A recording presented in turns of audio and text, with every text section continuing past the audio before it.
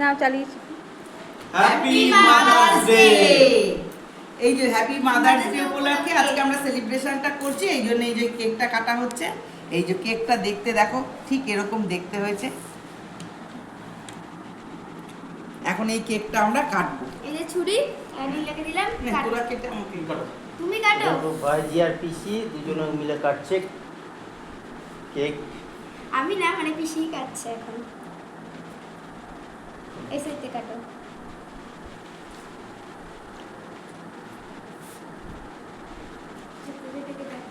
না না খাবো না। না এই যে এই